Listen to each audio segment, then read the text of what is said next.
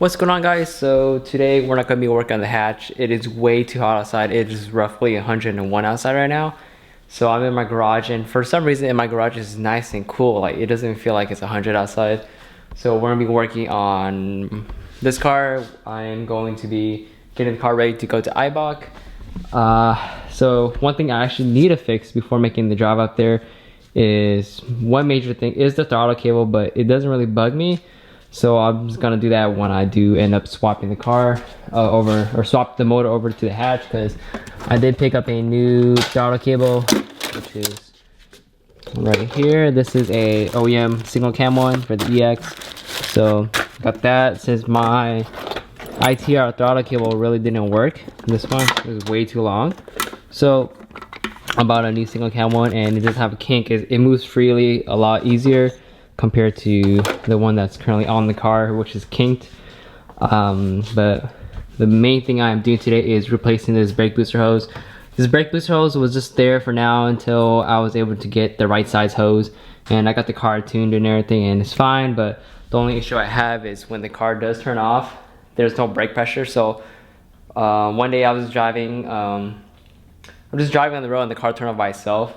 But it only done it once, and then the brakes were literally instantly just solid, because there's no the vacuum check valve, or I forgot what it's called. Yeah, the brake booster check valve. There, brake booster check valve.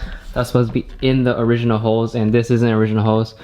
Let me see it right here. This one.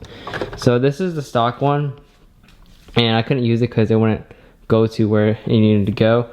And if you guys look right here, there's like a slight little hump, because there's a plastic piece in there that that lets you hold vacuum when the car's off, so you still have some brake pressure pretty much left in it, so you can use your brakes. So I had to go to Honda this morning and pick up a EG1 check valve. So this is 3/8, so that it will not fit that hose. That hose is a 1/2. So I bought, well, I already had this a while back. This was a while back when I already bought the vacuum block and stuff, but I didn't have the right size fitting, and I just ordered a new fitting, which is right in here. Okay, open it. In here. And shout out to Summit Racing for a big ass box. You know, there's only one thing inside, literally one thing. No stickers. Come on, Summit. So this is the 3/8 NPT fitting to 3/8 nipple, which is the exact size for this hose. So I could cut the middle of it and put this check valve in there and have brakes if the car suddenly dies or anything like that. So I just gotta take off this brake booster hose and take off this one right here. Let me take off this right here. So just have to take off the hose and change that real quick, and we'll be good to go, most likely. So I might put this check valve probably in the middle of this hose, and hopefully it's long enough. It looks like it's long enough. Yeah, it's long enough. So yeah, I'm just gonna change it all out, and yep.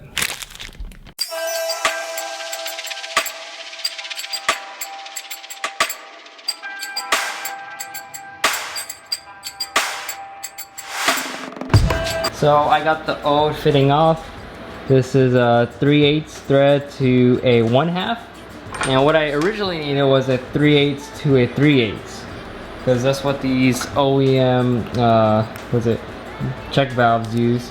So this is the old ass hose, and this is the new one. This is the old one, this is the new one. You guys can see the size difference.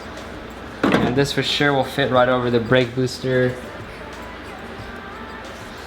Yep. So now what I'm gonna do is put some thread seal tape on it, and then we should put this back on, and it's a lot longer, but this should prevent my braking issues. So I'll slap this back on.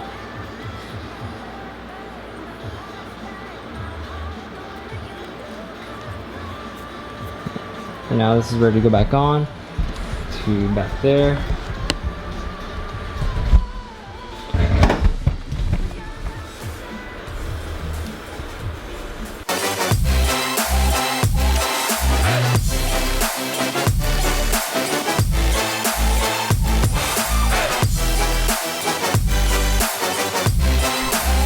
So now that is in.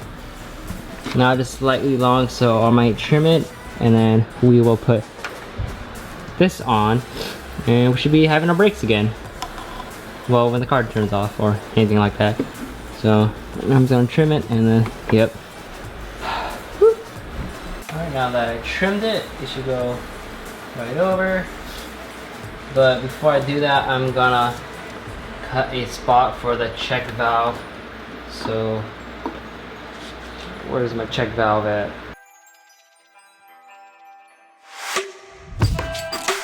I'ma let you speak. Let my silence. All right, check valve works. What I did was turn on the car, turn off the car, pump the brakes, and the brakes still have pressure, so the check valve does its job. I'll clean it up a lot more when I do end up putting this swap in the car, and I would be doing that next week. So by the time this video is out, the next video most likely will be at the Chronicles meet, and I'm gonna have this car there. The car's not pretty or anything. I mean, it has like, yeah, just whatever, you know. This car's been abused and shit on the track, but everything from here will be swapped over to the hatch besides the hood, the bumper, the hood, and all that yada yada yada. One thing I'm actually thinking about is not really putting AC in the other car. AC looks so much better, but I'm just gonna transfer everything over, and we'll see what happens from there. But I'm just gonna wash the car down and bring over to the Chronicles meet, and I know for a fact Mark from Honda City Garage is gonna be there. He hit me up and told me that he's gonna be there, so I'll see you there, Mark. If you're watching this video, have a safe flight, and yeah, see you when you get there. But besides that, I literally have everything ready for the swap over to the hatch. I got all the parts I'm missing. I also did pick this up this morning.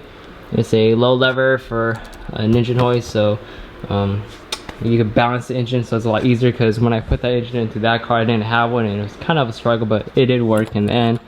And oh fuck, it is hot out here, but I do got some knuckles and spindles right here for the coupe, so I could roll it out. The guy that's picking up the show brought me these so I could bring them over, or so he could take the car away. And the tires are currently on my T37s. I'm actually planning on putting these back on. These are my Bridgestone RE71Rs, so they're a smaller tire too, and I'm not trying to run a big of a fat tire on that hatch, and the hatch bumper is chilling here. Oh my god, it is fucking hot. But this is just a little update video. I will be at the Chronicles, so whoever's coming through, come through, say what's up. This car will be there. It'll look like shit, I could care less, but yeah, this car's gonna be there, and come say what's up. I will be parking with the Just For Fun guys most likely, and most likely after the Chronicle video, that is when I will be working on the hatch. That's when I'm gonna be stripping this whole car, swapping everything over to the hatch, and then gotta get the hatch registered. So yeah, not really doing much right now, because I'm just literally like, I'm not trying to touch this car. I'm just trying to wait until the hatch is ready. So, or the hatch is ready. Wait until the Chronicles, and after the Chronicles I can swap everything over.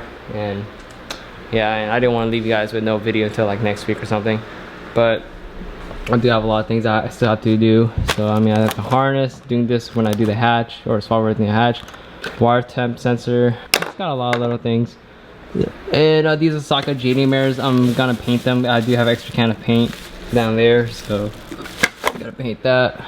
And cargo cover, SR headlights. But yeah, just waiting, you know, and yeah, just way too hot to even work on the car today. Yeah, like, comment, subscribe if you're not.